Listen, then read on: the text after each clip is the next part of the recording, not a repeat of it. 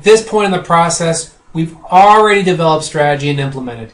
I'm fond of the expression, you want to fail early, including here during the monitoring of the strategy implementation. And by that I mean if we develop a strategy, implement it, and go away for another year to see whether or not it works, chances are it won't. So today's lesson is all about keeping strategy on track, making it adaptive, and if we fail, then let's do so early so that we can develop a new strategy sooner rather than later.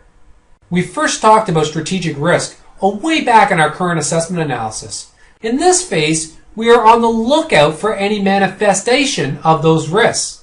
So we need to establish a mechanism to identify, monitor, and control strategic risk to the extent possible.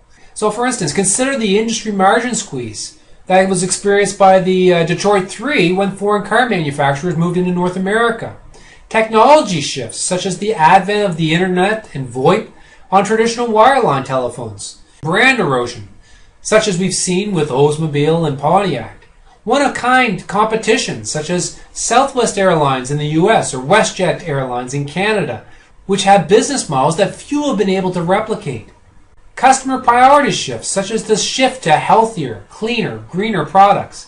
And this has impacted everything from donuts to coal plants.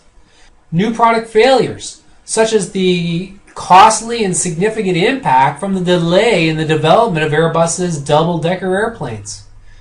And market stagnation risk factors, such as the cinema industry's inability to grow revenue as movies became available firstly at home and now through handheld devices. So as strategic risks manifest themselves and become apparent or come to fruition, we should have some idea as to how the company is going to address it through a strategy. So developing a strategic review process looks relatively straightforward.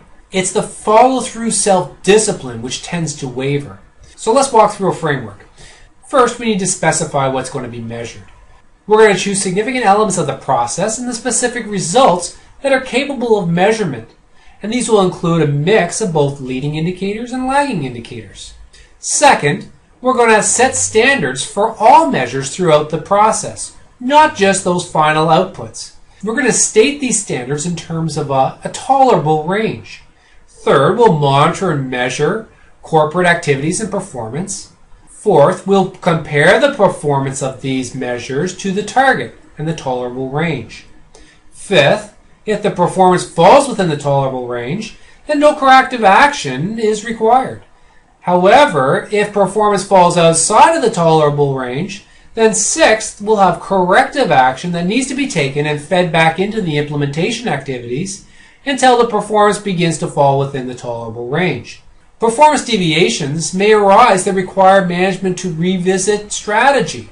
Hence, the strategic management process starts all over again. Root cause analysis is a vital skill for the CFO to develop and pinpoint what went wrong. There are a number of techniques such as 5 analysis, fishbone analysis, which are useful and apply in circumstances such as this. Or you can follow a decision framework, such as the one that I have on the screen in front of you. The diagnosis helps the management team get implementation of strategy back on track. You should pause the video and review the schematic for a moment just to improve your understanding of how we can identify root cause and then follow through with actions to correct deviation. Let's spend a few moments talking more about these measures as they're fairly important. Steering controls measure the variables that influence future profitability. For example, measuring the daily production and quality helps management make adjustments on the fly. Measuring requires a mix of controls at the input, processing, and output level to get strategy evaluation and control right. Activity-based costing systems are designed to better understand cost drivers and the true profitability of various products and customers. And when you're using this sort of measurement system, it provides you with all sorts of measurements of how efficiently all areas of the organization are functioning. Shareholder value creation is the objective of any strategic implementation process. So we have things like return on investment, earnings per share, economic value added, market value added. These are all measures of true value creation. In other words, are we successful in generating economic profits for our shareholders? However, keep in mind that these are often lagging indicators of performance, and they do little to support our fail early objective. Also, keep in mind the model that I'd rather be approximately correct than being precisely wrong, particularly when it comes to setting and monitoring these measures. You can easily get carried away with aspects of measuring strategic management with little or nothing to show for it.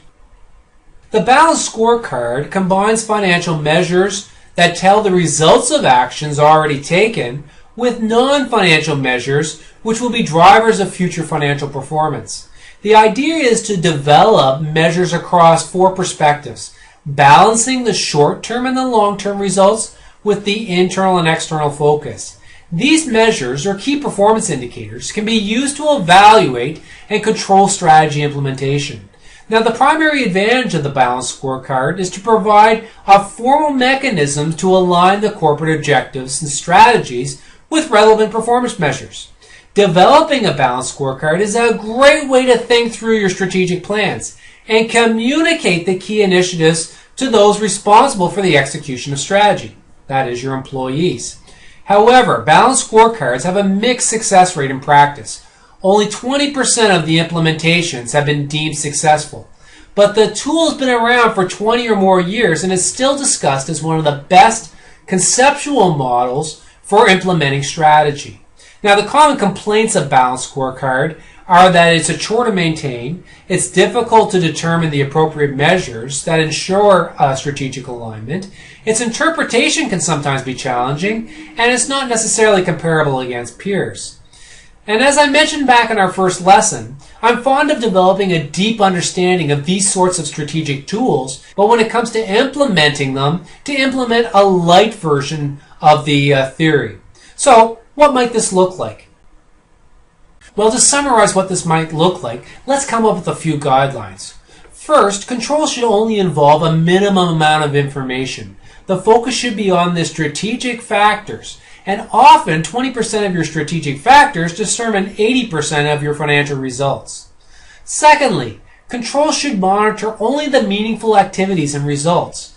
Ignore how difficult it is to measure performance. Instead, focus in on what is important. Next, your controls need to be timely to ensure corrective action is taken as required to improve financial results.